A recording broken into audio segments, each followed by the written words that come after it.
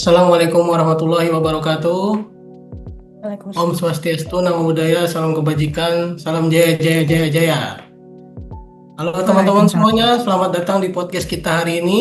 Semoga semuanya dalam keadaan sehat dan bersemangat ya. Hari ini ngobrol santai aja nih tentang berakhlak.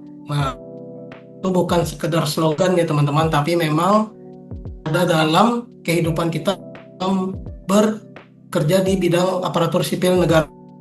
Mungkin kita sering dengar istilah ini di kantor kan, saat pelatihan atau bahkan melihatnya terpampang di berbagai sudut instansi kayak gitu.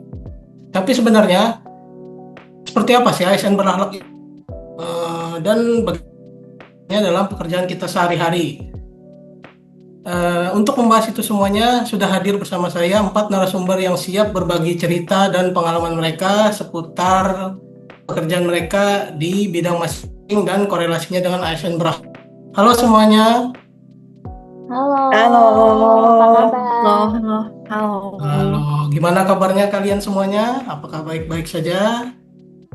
Alhamdulillah, baik, Baik-baik. Pak. Alhamdulillah. Alhamdulillah, alhamdulillah. Baik semuanya ya. Terima kasih sudah meluangkan waktu untuk ngobrol bareng di podcast ini.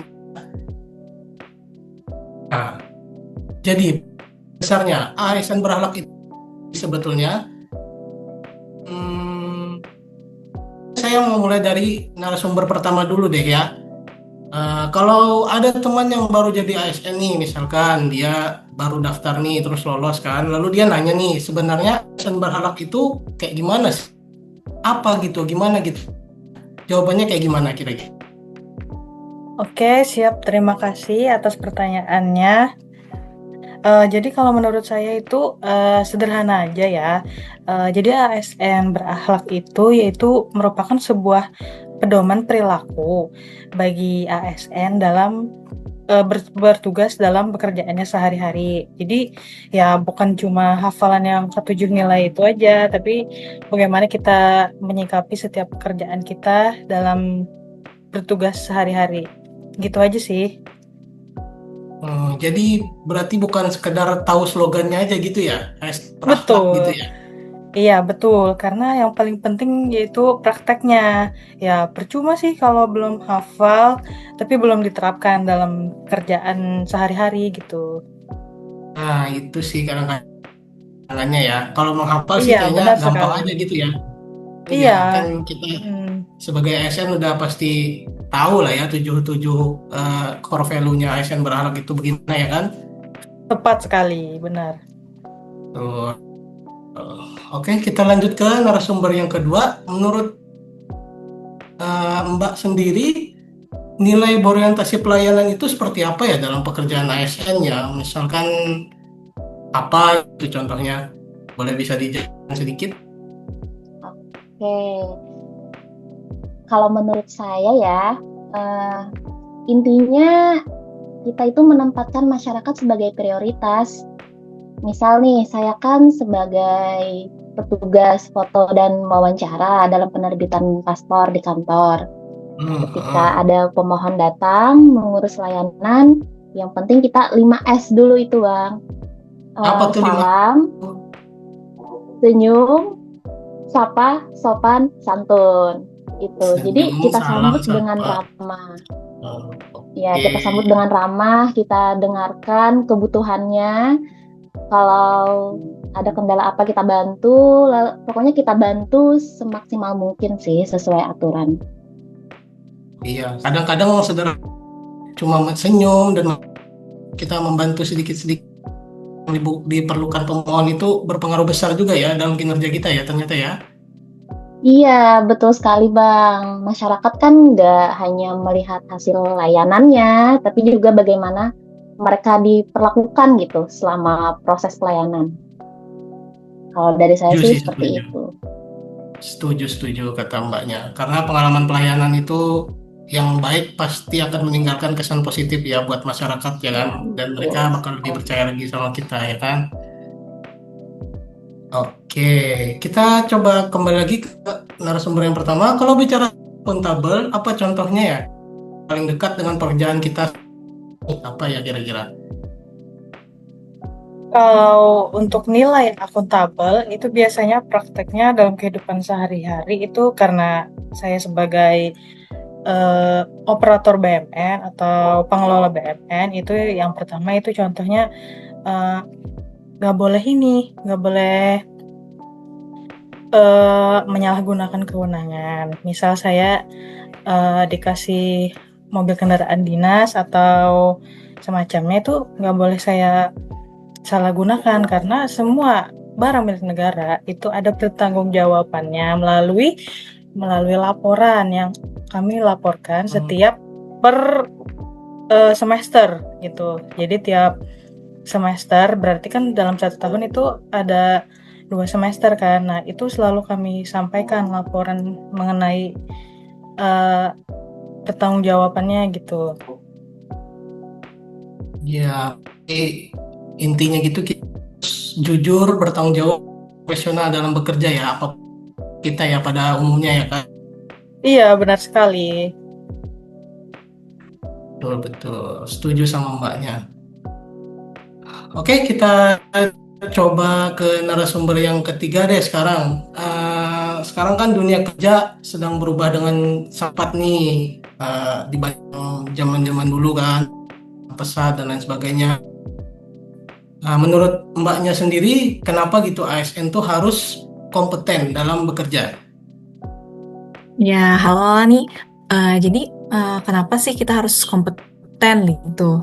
Karena kebutuhan masyarakat juga terus berkembang. Kalau ASN tidak mau belajar, lama-lama akan tertinggal nih. Misalkan kayak saya kan sebelumnya pernah ditempatkan di SK saya ditempatkan di Batu Licin sebagai pelayanan nih. Tiba-tiba saya di BKO kan nih ke Kanwil di Banjarmasin di bidang keuangan.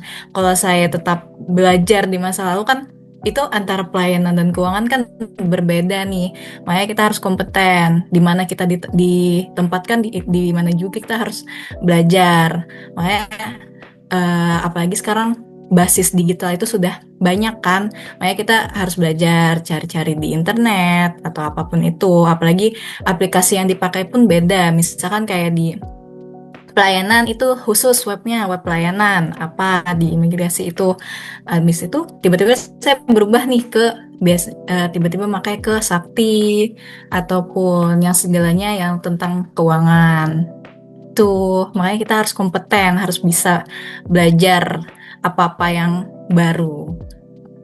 Oh, jadi mbaknya itu udah ibaratnya merasakan teknologi yang sebelumnya, terus harus adaptasi lagi ke teknologi yang baru karena dipindah tugaskan begitu ya mbak ya.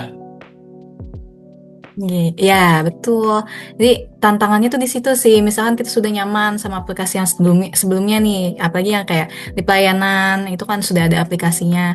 Tiba-tiba saya harus berubah nih ke tempat yang baru dan dengan aplikasi yang baru. Tantangannya ya harus dihadapi. Kan kayak pepatah, semua badai akan berlalu. Hmm. Nah, kayak Jadi gitu ya. Kadang gitu. kadang ada juga yang sudah nyaman dengan keadaan yang dulu, maksudnya dengan paham teknologi sebelumnya, terus dengan metode yang baru, teknologi yang baru, udah merasa lelah gitu, adaptasi lagi gitu ya.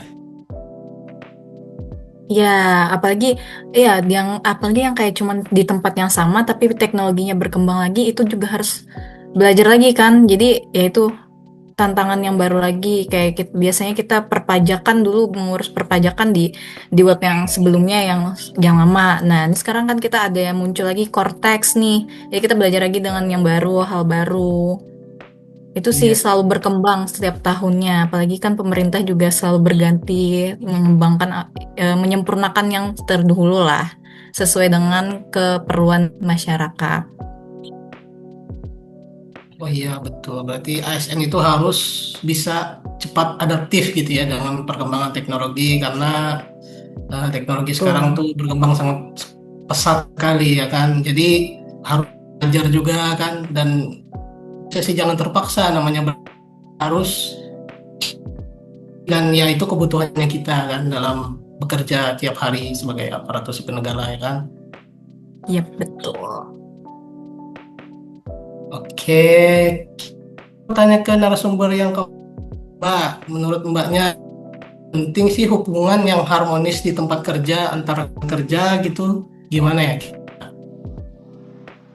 Iya nih Pak, jadi menurut saya kalau untuk hubungan yang harmonis di tempat kerja itu merupakan kunci utama sih ya di lingkungan kerja kita. Supaya gimana lingkungan kerja itu tetap nyaman dan produktif. Nah, di mana kita harus bisa saling menghargai, untuk bisa juga saling mendukung dan menjaga komunikasi kita yang baik. Kalau semua itu terkondusif, terjaga, pekerjaan yang terasa berat pun yang kita jalani hari-hari itu akan menjadi lebih ringan. Nah, keharmonisan ini menurut saya membuat kita tidak hanya menjadi rekan kerja, tetapi juga menjadi tim yang saling menguatkan untuk mencapai tujuan bersama, terutama tujuan menjadi harmonis dalam hubungan kantor. Terima kasih. Oh, betul nih. Saya kutip tanya tadi nih, pekerjaan yang berat kalau dikerjakan dengan kompak dan harmonis maka semuanya akan terasa lebih ringan. Terus, ya, ya, ya. Kalau untuk berkolaborasinya sendiri bagaimana nih, Mbak? Nah, benar juga. Selain harmonis, kita juga harus memiliki sikap loyal sebagai ASN. Di mana kalau loyal ini berarti kita secara loyalitas bekerja dengan sepenuh hati, menjaga kepercayaan yang diberikan masyarakat, juga kita mengutamakan kepentingan bangsa, negara, dan masyarakat di atas kepentingan pribadi kita sendiri. Dengan loyalitas kita yang kuat, setiap tugas itu saya yakin dijalankan dengan penuh tanggung jawab dan dedikasi, Bang. Wih, sangat loyal nih Mbak kepada instansi ini. Berarti keberhasilan organisasi juga merupakan hasil kerjasama tim semuanya ya, dari kolaboratif tadi terus loyal juga dengan pekerjaan dan saling harmonis satu sama yang lain kan begitu kan, Mbak?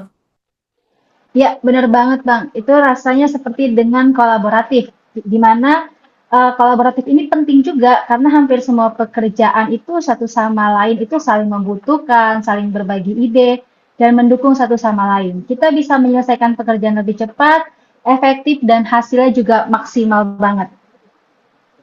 Wah, luar biasa sekali. Oke lah, oke lah. Terus sekali kayaknya obrolan kita gimana rekan-rekan? Saya aja yang merasa seru nih. Ya, seru-seru, Pak. Oke, ya, dari obrolan kita tadi bisa kita ambil sedikit kesimpulan ya. Kita belajar bahwa ASN beraktif itu sebetulnya bukan bukan aja yang ada di dinding kantor atau di pintu masuk begitu ya, tapi ASN berakhlak itu merupakan nilai yang harus kita terapkan setiap harinya selama kita bekerja di kantor.